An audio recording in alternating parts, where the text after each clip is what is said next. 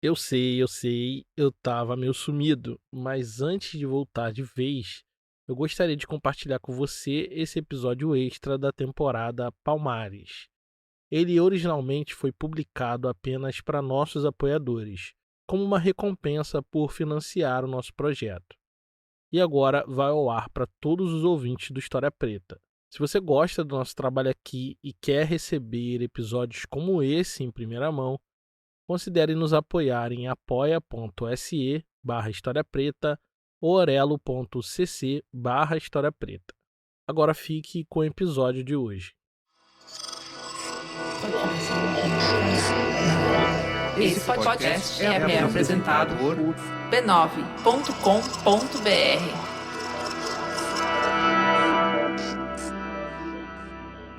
Poucas pessoas do mundo foram capazes de se tornar um mito, uma lenda nas duas margens do Oceano Atlântico, na África e nas Américas. Uma dessas pessoas raras é uma mulher preta africana, líder de um reino em Angola, que entrou para a história com o nome de Rainha Ginga. Dada a quantidade de mitos, cantigas, contos e ficções com seu nome, muitos autores ousaram dizer que Ginga era a contraparte africana de Zumbi dos Palmares. Injusto com ela. Ginga, diferente de Zumbi, alimenta ritos e mitos entre pessoas negras das duas margens do Atlântico. Sua fama correu por documentos oficiais de diferentes potências europeias. Poderosa, complexa e controversa, Rainha Ginga conquistou o reino de Matamba, governou por 3 décadas o reino de Dongo e desafiou o poder colonial português e manteve seu reino independente, mesmo sob ataque constante.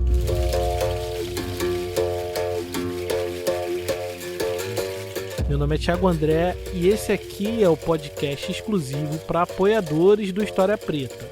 Você está ouvindo Palmares, episódio extra, Rainha Ginga. No ano em que Ginga nasceu, o seu reino estava sob ataque feroz dos portugueses.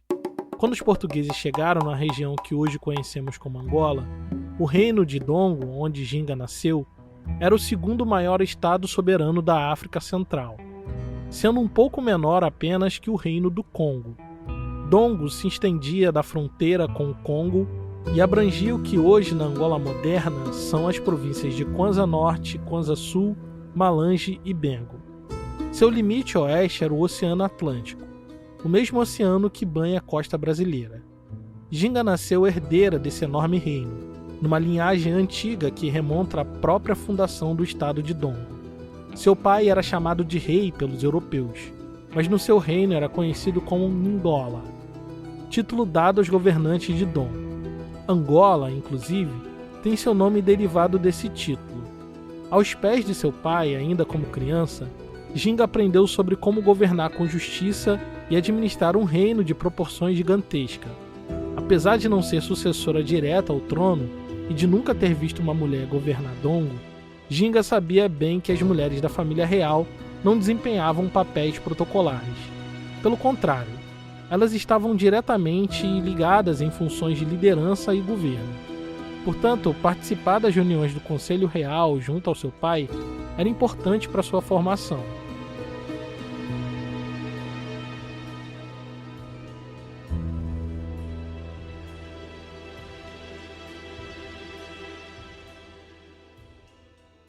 A guerra dos portugueses contra os chefes africanos daquela região estava se alastrando de maneira incontrolável.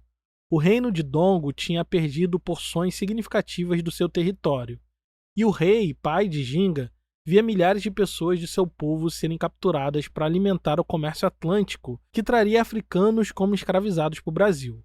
O reino de seu pai entrou numa espiral de crises terríveis. A perda de aliados de pequenos reinos, a diminuição de soldados disponíveis para a guerra e os constantes ataques dos portugueses fomentou uma onda de traições e conspirações. Chamado para uma batalha contra um chefe provincial rebelado, o pai de Ginga foi emboscado e assassinado por seus próprios homens.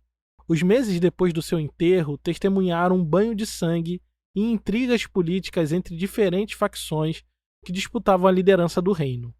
O filho mais velho do rei morto, irmão de Ginga, acabou vencendo a disputa e ascendeu ao trono de Dongo, mas não sem deixar um rastro de sangue no seu caminho.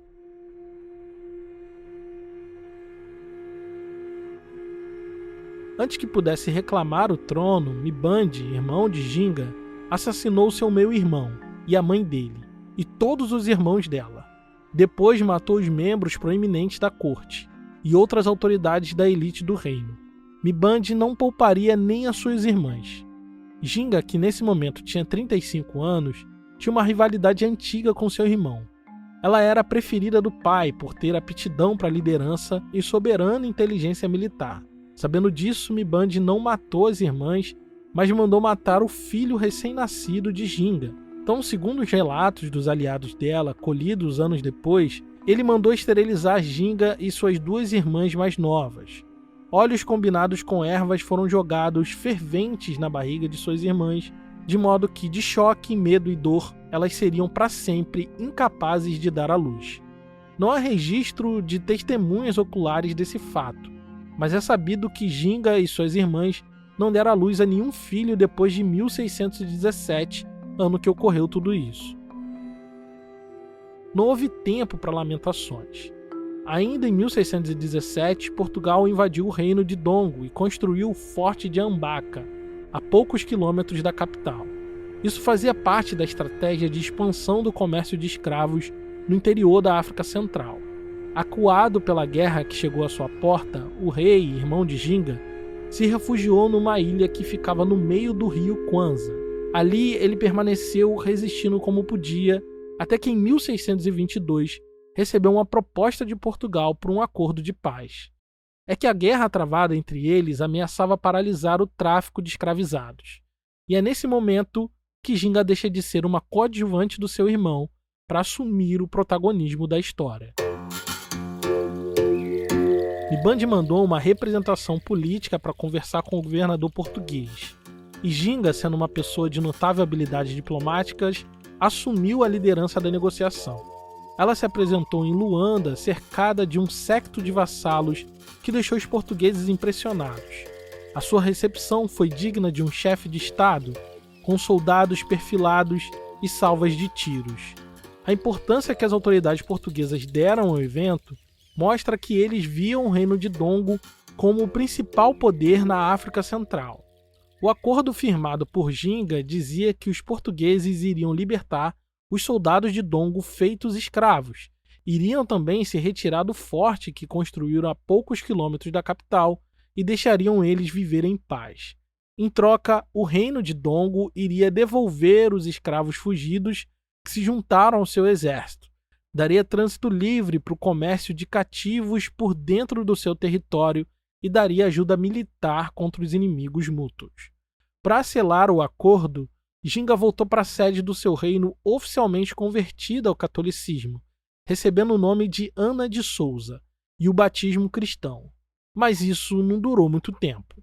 O acordo com os portugueses gerou uma nova espiral de crises no interior do reinado do seu irmão. Ginga estava convencida de que esse acordo com os portugueses não estava certo, porque fazia do rei de Dongo um vassalo de pessoas que eles consideravam inferiores. Durante um tempo, ela tentou persuadir o irmão a não cumprir o acordo. Pressionado por todos os lados, o rei acabou trilhando o mesmo caminho do seu pai.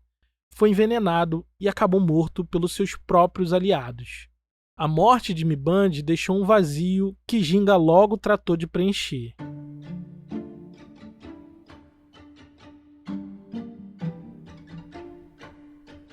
Menos de 2 anos depois de sua entrada extraordinária em Luanda, Ginga ressurgiu como senhora absoluta do reino de Dongo, primeira mulher da história do reino a assumir o posto de soberana governante de Dongo. Depois dela, uma dinastia de mulheres governariam a nação por gerações. Na época, a notícia que circulava era que tinha sido Ginga a mandante do assassinato do irmão. Mesmo que isso não tenha se confirmado, de alguma forma, isso ajudou na construção da imagem da nova rainha. Agora, com o poder nas mãos, Ginga renegou o nome Ana de Souza, o batismo e a fé católica, voltando à religião dos seus ancestrais. Agora era hora de mostrar ao mundo colonial sua força física e inteligência militar. Anos antes, o seu irmão tinha entregado o filho para um quilombo de guerreiros conhecidos como Imbangalas. Diferente do significado que teria no Brasil no século seguinte, um quilombo na África Central era um acampamento militar estabelecido por guerreiros nômades que invadiam reinos, praticavam saques e lutavam guerras. Eram conhecidos por serem guerreiros incansáveis e exímios lutadores, como se fossem uma espécie de tropa militar de elite, experimentada nas situações mais extremas de combate. Para meninos como o sobrinho de Ginga, um quilombo funcionava como uma escola militar, que daria a ele habilidades em combate para um futuro reinado. Assim que assumiu o poder, Ginga foi até o quilombo resgatar o sobrinho, mas acabou se aproximando do líder dos guerreiros Ingambalas. Com segundas intenções, ela encheu ele de presentes e propôs uma união através do casamento. Antes mesmo de consumar a união, Ginga matou o sobrinho e jogou o corpo do menino no rio Kwanza, e declarou ali que havia consumado a sua vingança pelo filho recém-nascido que o seu irmão tinha matado. Sem ninguém para reclamar o trono, Rainha Ginga se uniu com uma das tropas militares mais mortais da África Central, os guerreiros Ingambalas. Agora estava pronta para enfrentar os portugueses.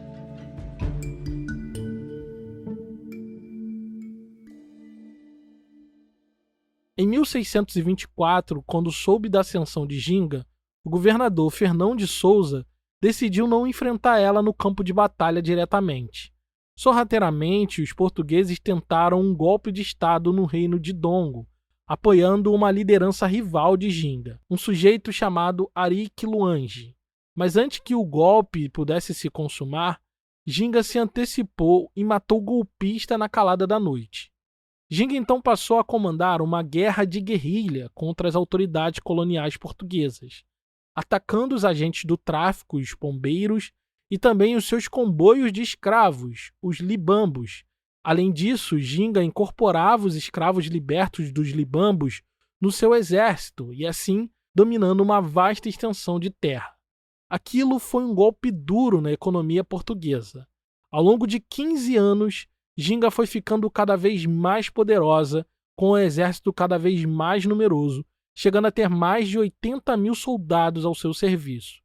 Isso fez muitos chefes da África Central se aliar a ela.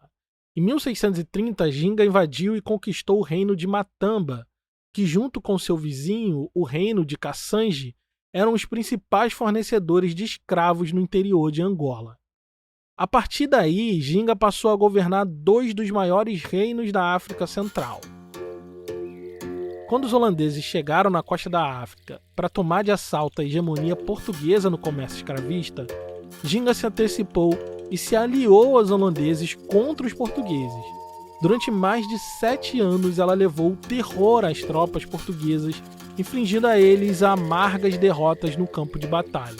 Porém, quando finalmente os holandeses desistiram da ocupação pela derrota aos portugueses, Ginga se encastelou na capital de Matamba e de lá resistiu a todas as investidas das tropas portuguesas. Enquanto dezenas de reinos caíram aos pés de Portugal, Ginga conseguiu manter o seu território íntegro até o dia da sua morte. Aventuras e relatos inacreditáveis da trajetória de Ginga são tão extraordinários e cinematográficas que poderia muito bem ser parte de um conjunto de lendas e ficções a respeito de rainhas africanas. Mas não, Rainha Ginga realmente fez coisas extraordinárias que infelizmente nem couberam nesse pequeno episódio. Ginga morreu só em 1663, aos 81 anos, nos braços de um frei católico, depois de receber a extrema-unção. Foi sepultada na igreja de Santa Ana de Matamba, portando uma coroa de ouro e muitas joias. Teve um cortejo digno de rainha africana, escoltada por 12 membros da Irmandade da Nossa Senhora do Rosário e por um esquadrão de guerreiros Ingambalas. Ginga morreu, mas deixou um legado importante na África Central. Depois dela, os reinos de Matamba e Dongo tiveram diversas rainhas efetivamente governando a nação. A história de Ginga cruzou o Atlântico nos navios tumbeiros e encontrou aqui no Brasil um espelho da sua imagem, uma contraparte masculina também cercado de mitos, lendas e ritos, que assim como ela, levou o terror às tropas portuguesas. Seu nome era Zumbi dos Palmares. Esse podcast tem pesquisa, roteiro e edição de som do Thiago André, que sou eu, e só foi possível graças à contribuição generosa dos nossos apoiadores. Muito obrigado por ouvir e até o próximo episódio exclusivo.